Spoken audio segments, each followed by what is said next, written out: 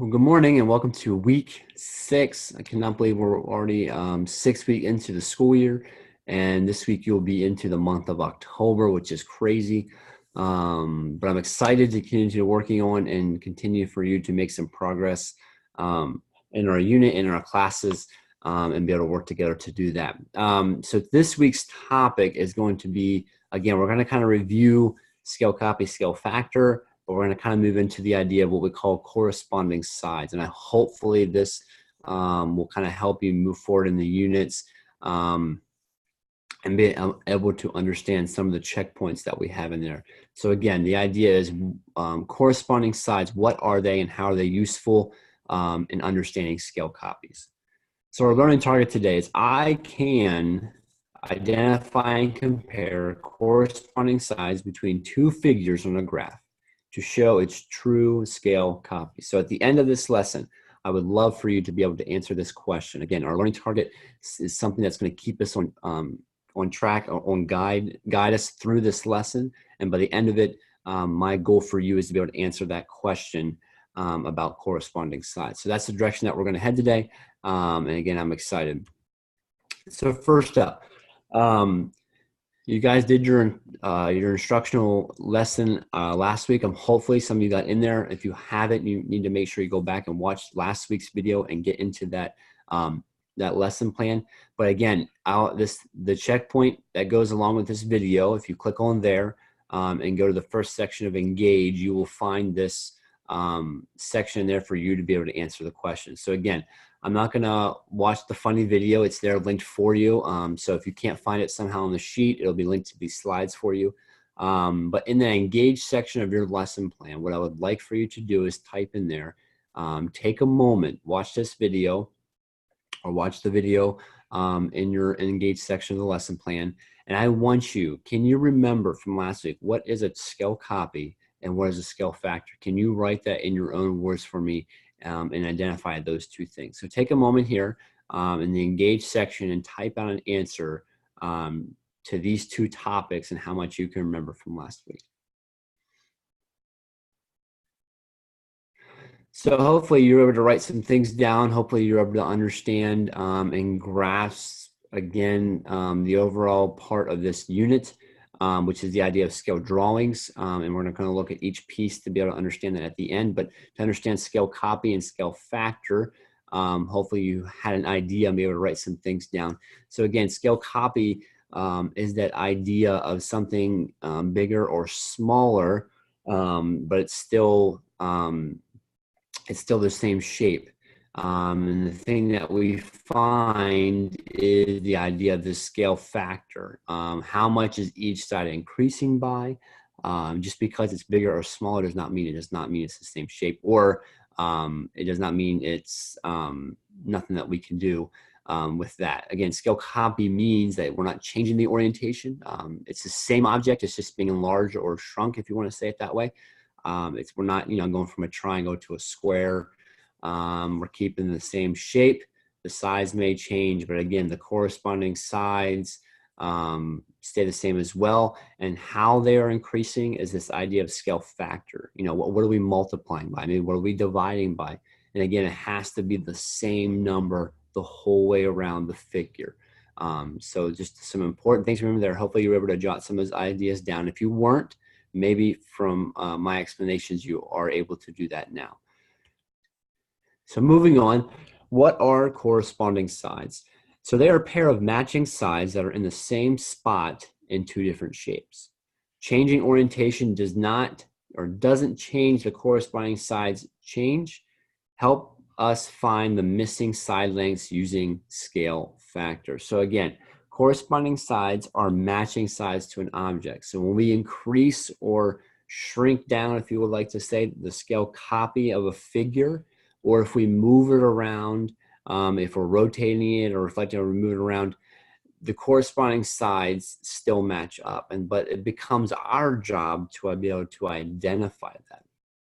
So through the rest of this unit, what we're going to look at is we need to identify what are those corresponding sides and why is it useful? Why is it useful to be able to understand what sides are matching? And again, that last part, kind of helps us find the missing side lengths using scale factor. So saying the why question was kind of answered in that last bullet point there. It helps us understand how much we're increasing by. We're used to seeing the figure looking the same as a scale copy. It looks identical when we look at both of those. We have been looking at that over the past couple of weeks, and it's easy to find the scale factor that way. But what happens when the figure rotates or moves? Again, it's not becoming a new figure. It's just changing its location, or it's changing the way it looks to you. But again, it's still the same shape. We just got to use this idea of corresponding sides to be able to match up those sides of the figure. So if we move on to this first example, this is what we're used to seeing. We're used to seeing two objects that looks exactly the same. One is larger than the other. And if we notice, the scale factor is increasing by 3 the whole way around. 5 to 15, 5 to 15, 7 to 21, 2 to 6 is all increasing by multiplying by 3. But what you've actually been doing all week when you've been doing this is you've been matching up corresponding sides. HI, side HI is a corresponding side to side QR. HK is corresponding to QT, and so on and so forth. And what that helps us do is to match those numbers up to be able to find scale factor, but also be able to find maybe a missing length that maybe just won't be there.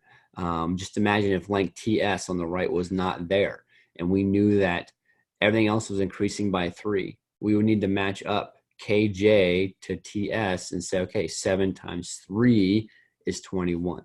So that gets us that scale factor, but we're using the idea of the corresponding side. So this is an example of what we call same orientation. It looks exactly the same. It's just enlarged or again, shrunken down, if you want to say it that way. Another example that we have is, what if it's different orientation? And you can kind of see a lot of arrows here, but I like this picture because it kind of is pointing to what side is corresponding to the other side. So what if we have a figure like this where it's been moved, right? It's been rotated or reflected, or something's happened to it where, again, it's the same shape, it's the same scale copy, it's just kind of been rotated around a little bit. So you can kind of see the arrows. The pink one, the shortest sides are corresponding. So the shortest sides of the triangle, and they're linking those arrows there too. So 20 and 15 are corresponding sides. The longest sides are corresponding, and then in green, the middle side. So kind of going by length there, but most objects will have labels like this first example with H, I, J, K. And if we do that, we need to be able to match those up to those corresponding sides. So again, it helps us understand what the scale factor will be when a figure has been rotated, and we need to identify what those corresponding sides are. So kind of putting this all together, the idea, again, becomes this fact is we need to find out what those missing sides are. Once we know corresponding sides, we need to be able to develop and understand how to find those missing sides based off of corresponding sides, but also based off of scale factor. So if we look at this object, we have A, B, C, D, right? We have polygon A, B, C, D, and it's kind of right side up, right where it should be. We're used to seeing it like that. And then we have side lengths, 8, 4, 4, and 10. But if we look to the right, we have a scale copy of this figure that has been rotated. So the first thing we need to do is understand what sides correspond to what sides, right? So if we kind of look at this, we can say that AB, side AB, all right, is linked to side EF, right? The top of the figure. Even though it's been rotated, we can understand that AB is a corresponding side to EF. And to identify that first off is going to help us understand what is the scale factor, like what's happening in these numbers. So if we look at it, how are we getting from 8 to 4? Okay, and we can say that we're dividing by 2, or we're dividing by half. Okay, from 8 to 4 is dividing by half. Now that we know the scale factor, all right, we're dividing by 2 or half. Now we understand the other corresponding sides to the figure. So if I look at AD, or AC, excuse me, AC, what side length is that corresponding to? Well, if we look, and we move it over here, it's corresponding to side EH.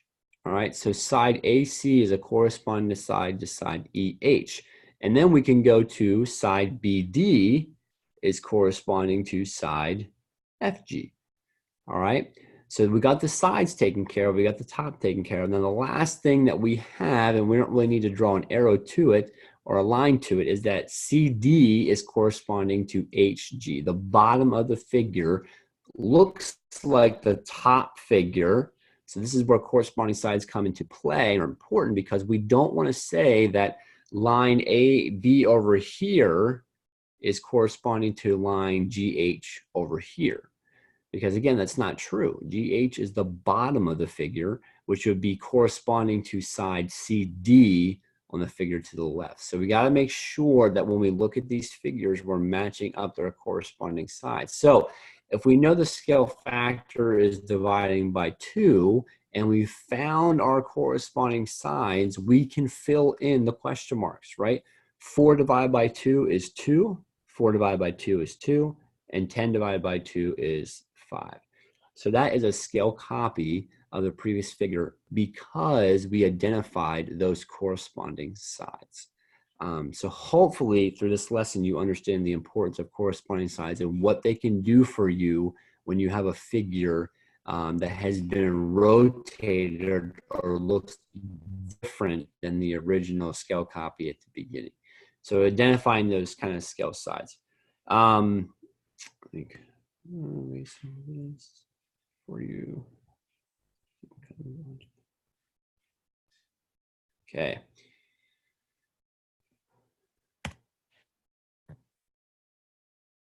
In a real life example, again, it's more of a scale copy real life example, but we can kind of use the idea of corresponding sides is that if we have a problem where we actually have the height of a person and how much our shadow they cast, and we have a tree next to us and we can determine how tall the tree is, what we can do is we can find the scale or the scale factor and be able to identify maybe how tall that tree is based off of our height and shadow and the tree shadow. And the reason I'm sharing corresponding sides with this is that we have to be able to identify that, you know, here's a side right here, and I'm just going to put, okay, so Mary is 5'6",